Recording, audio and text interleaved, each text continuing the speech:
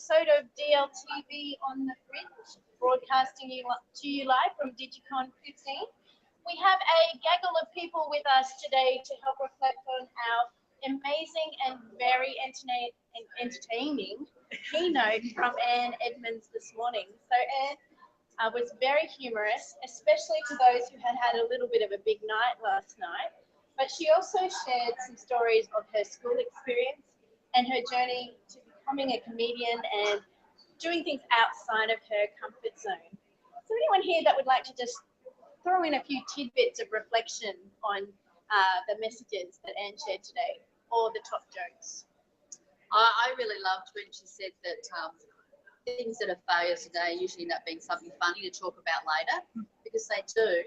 And you do something, and at the moment it's a disaster, and you think whatever, and then a few days later you're laughing and talking about it, and it actually becomes a joke, mainly because you can laugh at yourself. Yep. That's right, because her mother had dressed her up as Dr. Mengler at a doctors and nurses party for uni. And she's overcome the grief and the guilt from that, and that now becomes part of the tapestry of her life.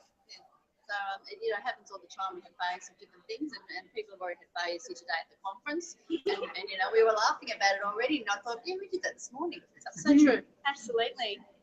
Anything else?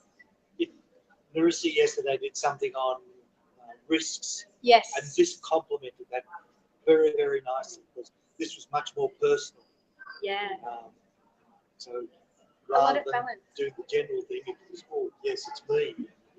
That Do I take risks? Yeah, that idea of risk and challenge has been a very big theme so far in the themes of the conference. It's funny, my Spark talk today is called Risk Takers. Fabulous. I didn't know. Never was doing this. But the new dimension she brought in was the dimension of failure. I mean, Yeah. yes, risk, yes, but what she highlighted was the fact that it's okay to fail, Absolutely. provided that you then learn from that failure. And it can be Thank you, John. So it's about learning after the failure. Yes.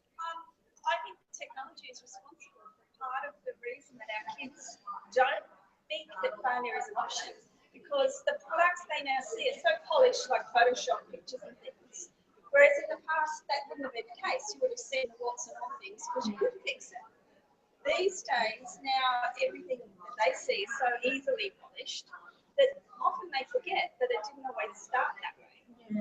I think we have to build that into our lessons. And when we're focusing on just that end product and use the criteria about how good it should be, we often miss those stories of risk and failure that happen in the middle.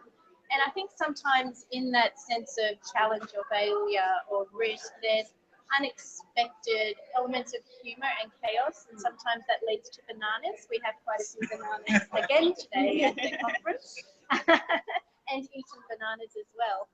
And like you were saying, I think it comes an important lesson as well is it's about the journey. Yes. It's not about the end product. It's not about, it's about where it started, where it's gone through, and what it's come to.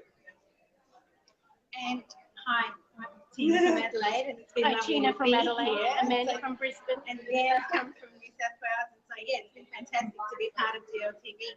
At the moment, we've been doing a lot of work with Carol and growth mindset. Oh, brilliant. And I'm in a great position of being a specialist geography teacher this year, so I get to see like the 5-year-olds to 13-year-olds, and they've learnt that failing also for them is the first attempt in learning. I know it sounds cliched, and the kids are starting to get it now, and so we just talk about learning. Yeah. And what does that mean?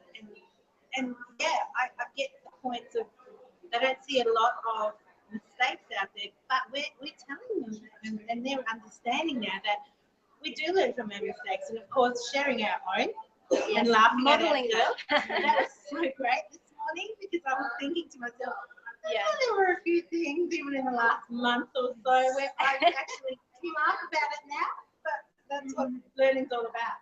And I guess we were also kind of subtly thrown the challenge to get outside of our comfort zone today and do something. So does anyone have any ideas on what they might do for that?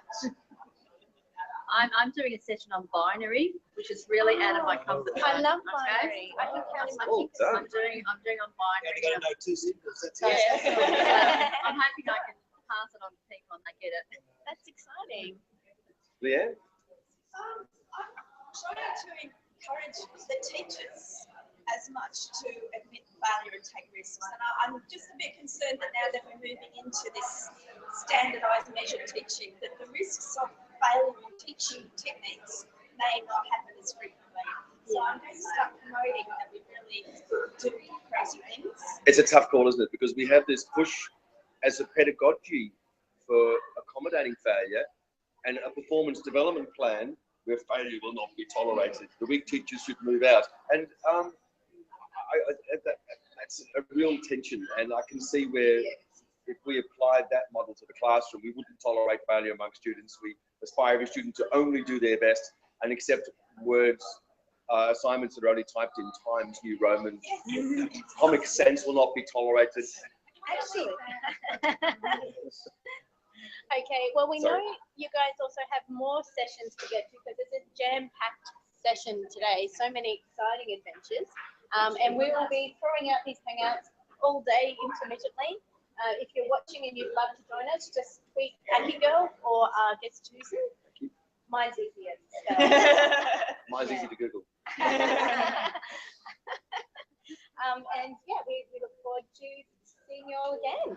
Thank you to our lovely guests this morning. Bye all. Bye-bye.